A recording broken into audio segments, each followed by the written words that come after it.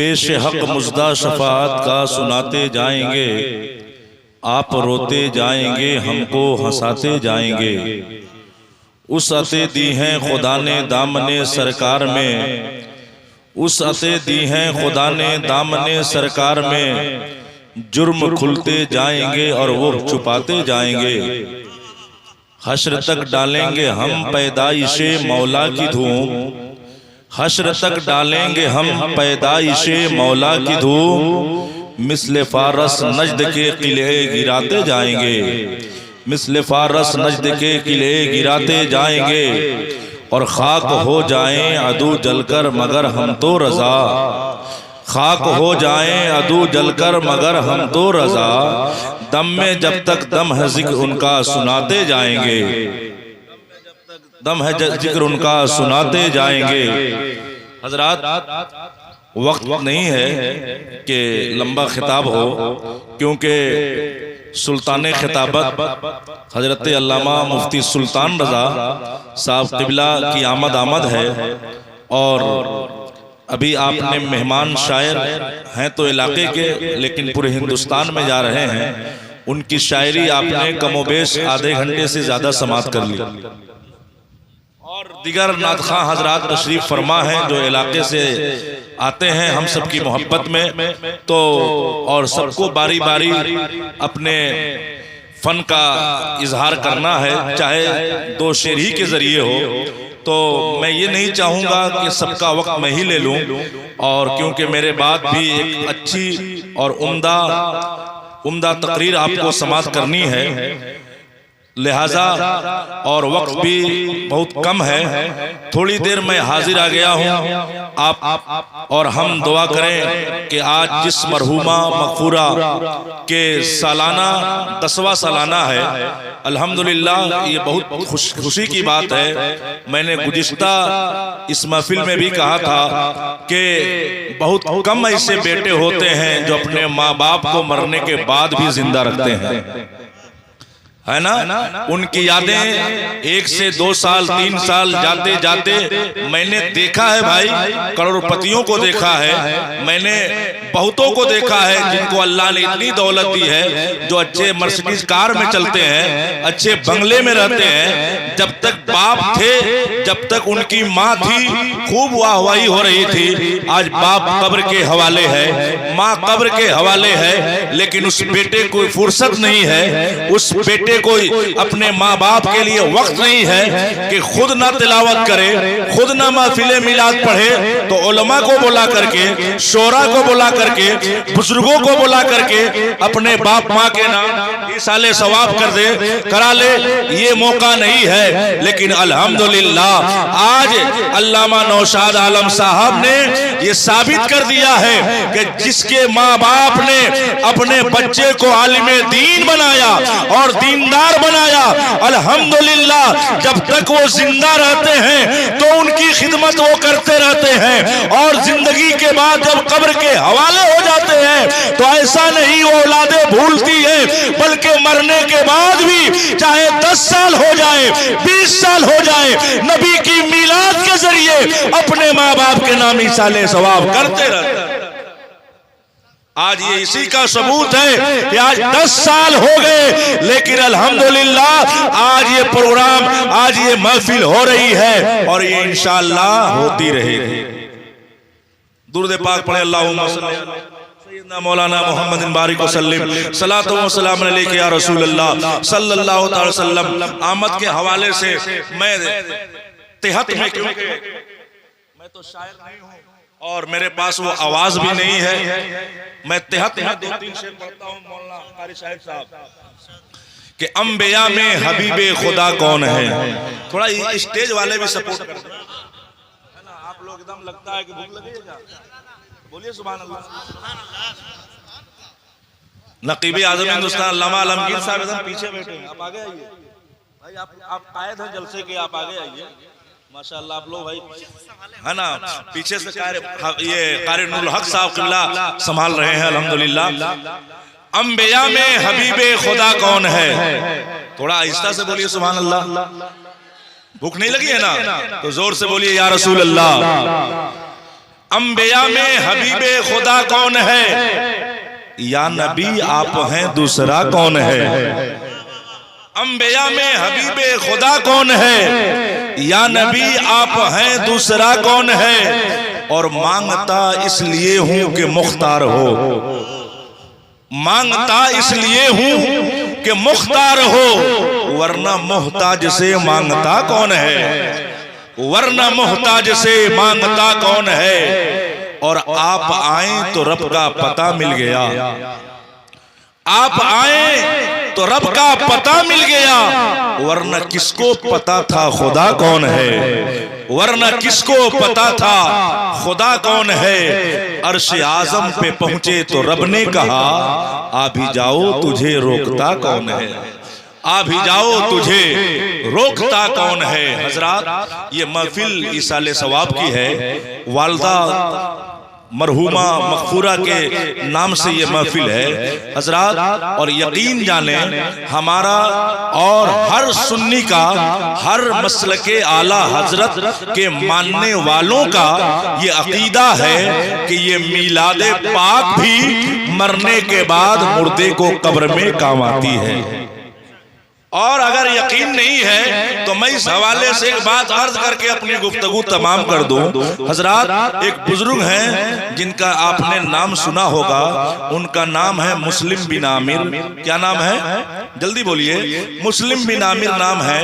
अल्लाह के वली हैं, नेक हैं, परहेजगार हैं, मुत्तकी हैं। शान ये है कि उनके जब वो चलते हैं लोग उनके गिरविदा होते हैं, लोग चलते हैं लोग उनकी दस्तबोसी करते हैं, लोग उनकी बारगाह में खिराजे अकीदत पेश करते हैं। एक बार एक कब्रिस्तान से गुजर रहे हैं और देखा, और बार भी गुजरे हैं, लेकिन उस कब्रिस्तान में एक शख्स ऐसा है जो कब्र की खुदाई करता है। हमारे यहाँ ये रिवाज है कि कब्र खोदने वाले हम बुला कर लाते हैं, कब्र खोदते हैं, हमारे अहबाब खोदते हैं, दोस्त खोदते हैं, मोहल्ले वाले खुदाई करते हैं। लेकिन शहरों का हाल ये है कि वहां पे बाकायदा आदमी मुसल्लत है जो कब्र की खुदाई करता है, उसकी वो उजरत लेता है, चाहे 2000 ले, 5000 ले, 10,000 ले, ये उस जमाने में भी है हजरात। तो मुस्लिम बिन आमिर कहते हैं कि एक शख्स इस कब्रिस्तान में कब्र की खुदाई करता,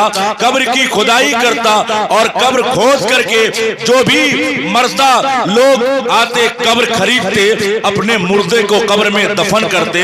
लेकिन आलम यह था कि वो कब्र खोदने वाला जो निहायत ही शराबी था, निहायत ही बदतमीज था, उसके पैसे शराब में, जुए खाने में खर्च हो जाते थे। लेकिन एक दिन मुस्लिम बिन आमिर कहते हैं कि मेरी गुजर हुई तो मैंने देखा कि वो शराबी जो कल तक शराबी था आज उसके हाथ में तस्बीह है, अल्लाहू अकबर की सदाएं बुलंद कर रहा है। जब मेरी नजर उसके जानिब गई तो मैंने कहा क्या बात है कि आज तेरी दुनिया बदल गई, आज तेरी किस्मत बदल गई, कि आज तू कल तक शराबी था, कल तक तू गुनहगार था, आज तेरे हाथों में तस्बीह के दाने नजर आ रहे हैं, आज तेरे हाथों में तस्बीह के दाने नजर आ रहे हैं, तेरी जबानों पर रब की हम्द है, रब की सना है, रब की किबरियाई है, रब की पाकी है। तो सुनो, उस कब्र खोदने वाले ने कहा था, ए मुस्लिम बिन आमिर बात सच्ची है, कल तक मैं शराबी था, कल तक मैं गुनहगार था, कल तक मैं मुजरिम था, कल तक मैं खाती था, कल तक मैं गुनहगार था, लेकिन मेरी दुनिया कैसे बदली, उसकी बात, उसकी जबान सुनो। मुस्लिम बिन आमिर कहते हैं कब्र खोदने वाले ने कहा बात ऐसी है कि एक दिन मैंने 3 कब्र खोदी। कितनी? जल्दी बोलो, बोलिए आप लोग, बोलिए जोर से। कितनी कब्र खोदी? 3 कब्र खोदी। कब्र खोदने के बाद मैं एक पेड़ से, एक दरख्त से टेक लगाए आराम करने लगा। इतने में मेरी नजरों ने देखा, मेरी आंखों ने देखा कि कुछ फरिश्ते आ गए, रब के फरिश्ते आ गए। और आने के बाद कहते हैं, और उन फरिश्तों में एक सरदार फरिश्ता है, यानी फरिश्तों का सरदार है, वो कहता है अपन और फरिश्तों से कि देखो ये 3 कब्रें हैं। फरिश्तों ने कहा कि हाँ हाँ। और फरिश्तों के सरदार ने कहा, वो शराबी कहता है कब्र खोद खोदने वाला कहता है, ए मुस्लिम बिन आमिर, मैंने सुना फरिश्तों की बोली को कि वो फरिश्ते बातें करते हैं कि देखो ये 3 कब्र है ना। कहा कि हाँ हाँ, ये पहली कब्र जन्नती की कब्र है, दूसरी कब्र जन्नती की कब्र है, और ये तीसरी कब्र एक जहन्नमी की कब्र है। अल्लाह अकबर। इतना सुनना था। फरिश्तों ने कहा कि ये पहली कब्र जन्नती की है। सरदारे फरिश्ता ने कहा कि हाँ, ये दूसरी कब्र का ये भी जन्नती की है। अब सुनो, जब जन्नती की कब्र है तो जन्नती की कब्र की शान क्या है। फरिश्ते ने कहा, ए फरिश्तों, जब लोग इस कब्र वाले को दफन करके, जनाजा पढ़ के, कब्र में दफना करके जब वापिस चले जाएं तो इसकी कब्र को 12 किलोमीटर चौड़ी कर देना। 12 किलोमीटर दाएं बाएं आगे पीछे चौड़ी कर देना। हजरात, हम और आप कब्र को कितने, उसकी हद क्या होती है, सही से हम बैठ जाएं वही काफी है। लेकिन आजकल हाल ये है कि बहुत सा, मैंने शहरों में देखा कि लोग कब्र में जमीन पे गुलाब का फूल रखते हैं हजरात, और कब्र को खूब चौड़ी खोदते हैं। ऐसा नहीं है, बल्कि कब्र को इस अंदाज में खोदी जाए जो शरीयत करती है। तुम चाहे जितनी चौड़ी कब्र खोद दो, अपने बाप के लिए, अपनी माँ के लिए, रिश्तेदार के लिए, उस जमीन पे गुलाब के फूल रख दो। अगर वो मरने वाला गुनहगार है, पापी है, मुजरिम है, तो वो फूल उसकी कब्र में फूल नहीं रहेगा, बल्कि वो आग का अंगारा बन जाएगा। इसलिए हजरात सुनो, फरिश्ते ने कहा कि इसकी कब्र को 12 किलोमीटर लंबी चौड़ी कर दो। हजरात, इतना सुनने के बाद फरिश्तों ने कहा, बोलो ये दूसरी कब्र वाले का हल क्या किया जाए। तो फरिश्ते ने कहा, दूसरी कब्र वाले के साथ भी इसकी कब्र को भी 30 किलोमीटर लंबी चौड़ी कर दो।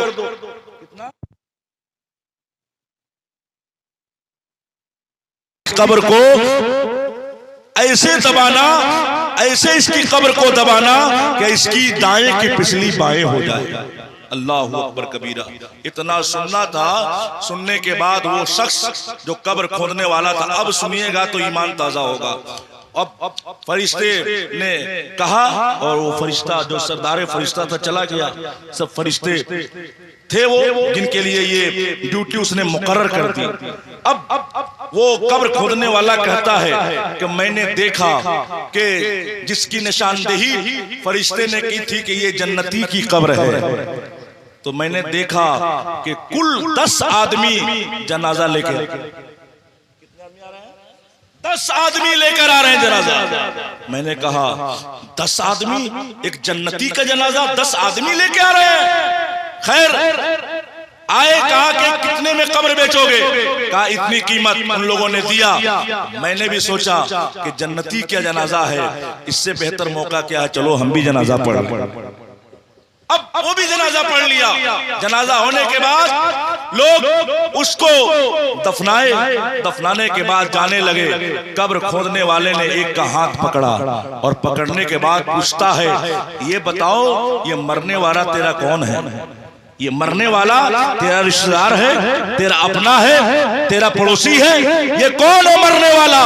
उसने कहा भाई ये मरने वाला न मेरा रिश्तेदार है, न मेरा अजीज है, न मेरा ये करीबी है, बल्कि मैं इसके गांव का एक फर्द हूँ। कहा ये बताओ इस मरने वाले की खूबी क्या है।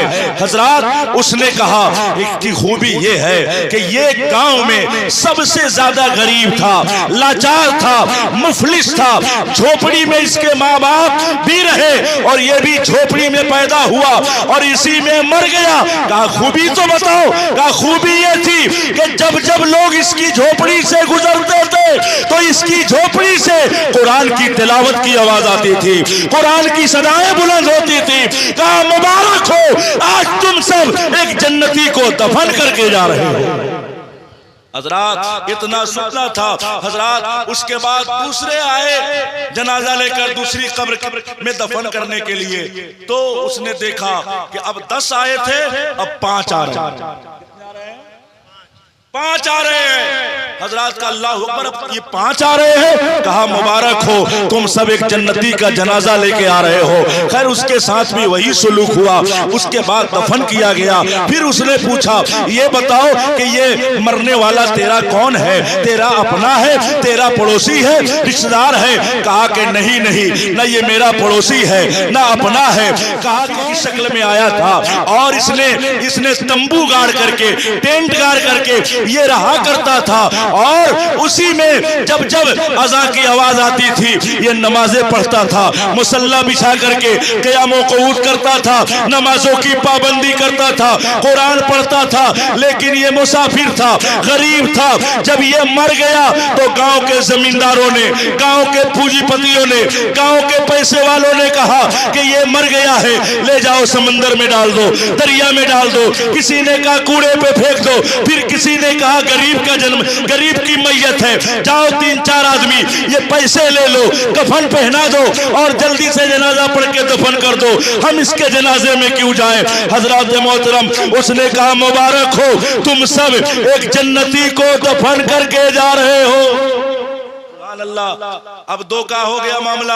अब तीसरी बारी किसकी है? जहन्नमी की बारी है। देखो मिलाद से मुर्दे को कितना फायदा है और मिलाद मनाने वाले मरने के बाद, क्योंकि ये मिलादुन नबी का महीना भी चल रहा है, देखो कितनी बरकत है मिलाद की। अब तीसरे कब्र की बारी आई तो उस कब्र खोदने वाले ने देखा कि हजारों की तादाद में लोग फूल बरसाते हुए, उसमें कोई VIP है, कोई SP है, कोई DSP है, यानी बड़े बड़े ओहदे वाले, अपने जमाने के नेता, बड़े बड़े सरमायादार, बड़े बड़े लोग गाड़ियों से जनाजे में चले आ रहे हैं, हजारों की भीड़ है। वो कहता है अल्लाहू अकबर, क्या गजब हो गया। अब तक 10 आए थे जन्नती के जनाजे में, 5 आए थे जन्नती के जनाजे में, ये जहन्नमी का जनाजा है तो हजारों हजार आ रहे हैं। क्या बात है। अल खैर उसने वो अपनी जगह बैठा रहा।